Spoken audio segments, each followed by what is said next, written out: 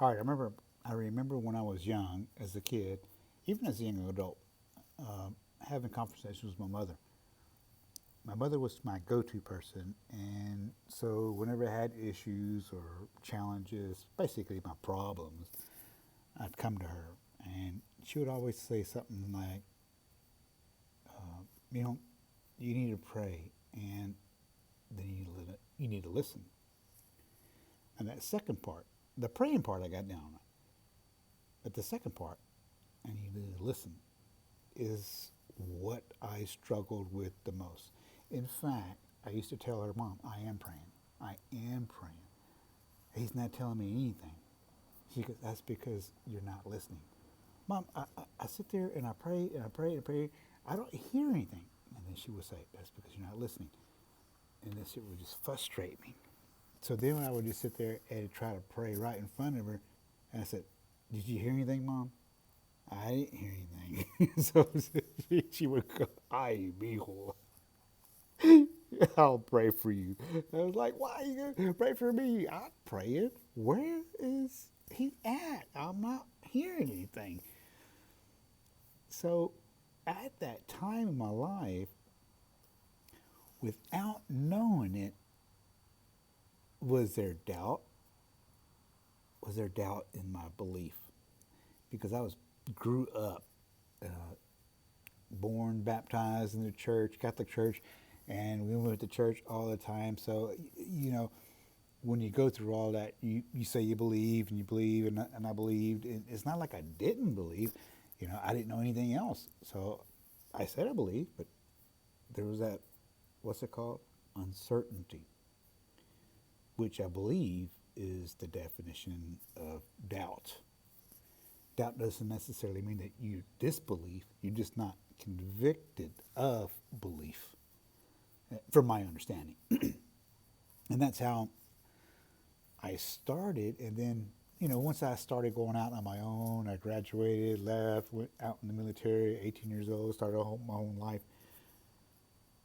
I still try to go to church. I did, for the most part, go to church, but mostly because, my mom always checked on me, and it's my one go-to person that I did not want to lie to, even though I hope she forgives me, in the past, but it was really hard for me, and I felt really guilty. She really was my go-to person. So I attempted to go to church as much as I could, but a lot of times I think it was just so that when she called me, that as she asked me if I went to church, I could just say, "Yeah, I went to church. Yeah, Mom, I went to church," and so I wouldn't feel bad. That's kind of like, well, believe it or not, it was good enough to, how you say, planting the seeds, and I believe Mom planted the seed in me very early. I was just so stubborn in my life and wanted to do what I wanted, and I thought life was all about me, that it just took forever for that seed to take root and start growing. And it wasn't until my 40s, and I'll share that story with you here a little bit later on in another video. It wasn't until my 40s until things started taking root and started growing. So anyway, that was, I guess I'm bringing that up because the name of the channel is going to be Devotion, or should I say, Doubt to Devotion. Uh, I'm a totally different person now, but I do want you to understand something. I am not here to preach or teach, and I am no better than anybody else. What I am is I have been baptized, so I am a child of God. All right, that I know. So I have grown, and it took me a long time to get where I'm at now. And so what I want to do is just share my experiences, what I've learned, share scripture and how I see things, and I encourage you to do the same. It, this whole world, everybody keeps saying it's a mess, and it is. It is a mess. But guess what?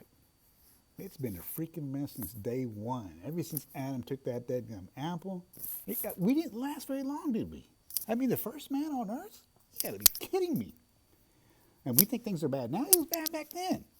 I mean, it was really bad.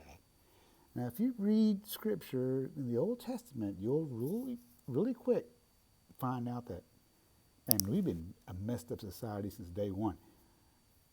But why do we feel like it's so messed up now? Well, here's the thing. We have access to everything so quick now. So if something happens on the other side of the world, we instantly know it. Instantly know it. There is no hiding anything. There is no hiding anything at all anymore. I mean, they got cameras everywhere. Everybody's recording. Everybody's just waiting to record you. So, it's another reason why I'm starting this channel. I want to share my experiences and share Christ, what Christ has done for me.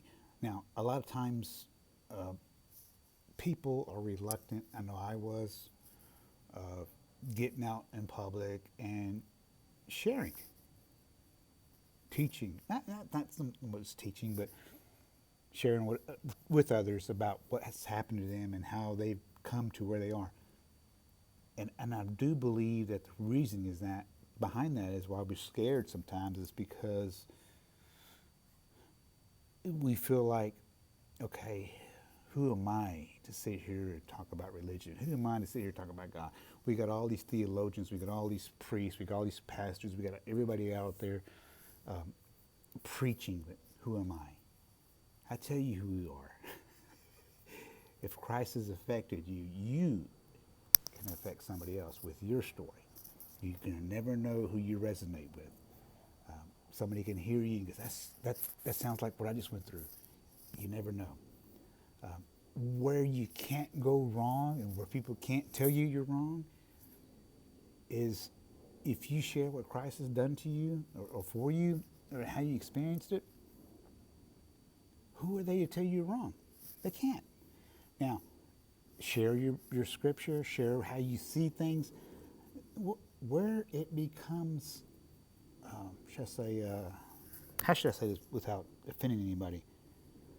All right, where it comes problematic for me, you see how I did that just for me, I'm not talking about everybody else, is when somebody tells me that's not what that means.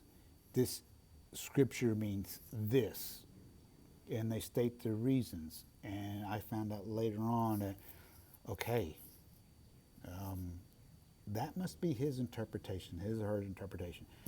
And it's not that I always agree or disagree, but that's pretty profound when somebody tells me scripture means this, that this verse means that. Okay? All right. You can say what you want, but under what authority do you have to sit there and tell me what that means? I am not in no way saying that that person is right or wrong. That's where I sit there. As a matter of fact, this is how I got where I'm at right now. Because there's a lot of people out there that's done that to me. There's people that actually tell me, hey, your religion teaches this. They become the authority in the religion that I sit there and practice and study. And it's like, it's nowhere there. Golly. So anyway, you can't go wrong if you share what Christ has done for you. You can't. All right. So I encourage you. Hey, let me back up one more time. The reason I'm starting this channel is all too often we hear what the internet and social media is doing to everybody, how it's dividing people, how there's a lot of filth, and I agree with all that. But guess what? The social media and the internet presence is just a platform. All right, use it for the good. Can you imagine if St. Paul had a Twitter account? Oh my goodness! I mean, he wouldn't have to write no more of that. He could just sit there and talk, boom, and put it out there, post it.